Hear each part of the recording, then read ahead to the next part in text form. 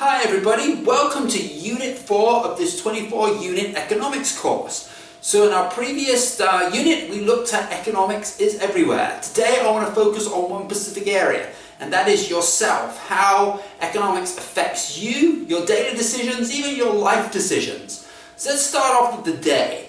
So when you get up in the morning, what do? You've got a choice of what you want for breakfast, for example. Do you want to grab the old cornflakes? Do you want to get some Captain Crunch? Maybe you'd like to pop in some bread in the toaster and have some nice toast. Maybe you want to fry up a sausage and a hash brown. Lots of options available there. Then you may want to decide what you want to wear. Are you going to put on a casual t-shirt? Maybe you want to wear something a little bit more formal, for example, or something a little bit fancy. All really depends on what you want to be doing for that day. And then, of course, how are you going to get to that location? Are you going to hop in your car? Are you going to get on a train? Or maybe you're going to go and get a bus? So lots of options available there. And think, that's only what? The first couple of hours of your day. So as you continue through your day, you'll encounter lots of choices and lots of options. Some of those choices, though, we kind of need to make on the spot. Like, for example, what are you going to have for lunch? You may have left that as an on-the-spot decision. Someone at your workplace may come up to you and say, "Hey, how would you like a burger with me?" Or maybe you've been eyeing that salad. Who knows, maybe you want to get some noodles. Or maybe you didn't leave that decision for the moment. Maybe you actually planned in advance and maybe you packed a sandwich with you. But that, of course, is entirely up to you. But there's certain decisions that you will more often than not plan well in advance. For example, how are you going to get to work? I doubt if someone wakes up in the morning and say, "Hey, do you want to take a train, a bus, or maybe get the car?" You probably already figured out that, maybe it's the train is your best option. The train is convenient, it's fairly inexpensive, and it gets you right to your workplace. Besides, if you take the car, you can be stuck in traffic and you've got to pay for parking. Maybe there isn't a good bus service. So those decisions are planned ahead and they are pretty time-saving. So that can be very useful as to why you would have made those decisions. There are also, as well, decisions you make on a regular basis. Like, for example, when you go to the supermarket. Maybe you get the same things every single week. Maybe you vary it and change a little bit, but you're making these decisions on a fairly frequent basis, Is it going to be a burger week? Maybe you're going to get lots of fingers.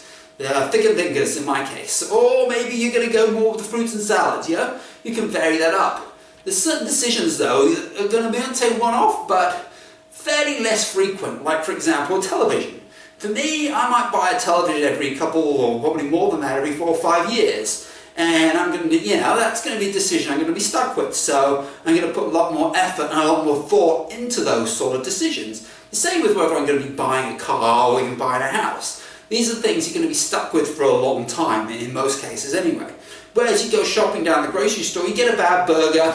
So what? Next week shopping, you don't buy that burger again. Simple as that.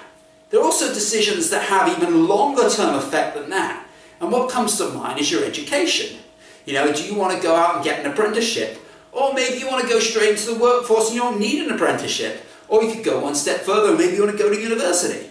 You could be in university though for like 3-4 years. So that's 3-4 years of your life that's been taken away from doing other things. You also got to bear in mind what you want to do with your life. Certain things that you may be particularly interested in requires a degree in terms of the workforce. So, you maybe want to invest your time in that. So there's a lot of things that go into that, and these decisions are not so easily reversible. Especially, for example, let's say you get an apprenticeship and then maybe you didn't like it. You're already in your 20s and maybe you're already married and you have a kid.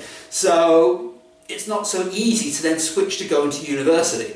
So these are all varying different decisions and with different amount of effort that goes into them.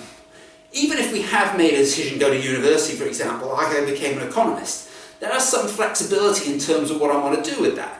Do I want to spend more time in a bank? Do I want to work in a bank, for example, maybe earn more money, but then have to work longer hours? Or I could get a teaching job, kind of like what I'm doing here. Spend less hours, have more free time, but maybe not make as much money. So it's all balancing things out. And also, what are you going to do with that money as well? You're earning more money, but if you don't have the time to spend it, you're also faced with another problem there in itself, aren't you? So, you can use your decisions to sort of basically plan your whole life or plan through your whole year. You can see here we've got a diagram of Squirt the whale, and he's got different things planned for different times of the year. He may start his year off celebrating Hogmanay up in Scotland.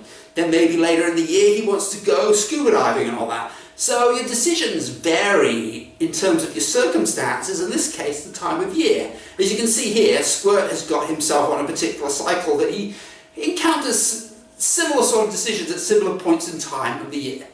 So how about you? What decisions do you make? What are important to you? Do you want to get that fancy refrigerator? Maybe you want to get the Christmas-mobile car. Or how about go on that fancy, wonderful, awesome vacation somewhere? All of these are decisions you make, and they require other decisions that lead up to that. So that takes me to the end of this unit. My next unit, I'm going to look at what I call observed application. So we're going to be looking at what other people do. After all, you're not the only person in the world. Other people out there are also using economics. Thanks for now. See you later.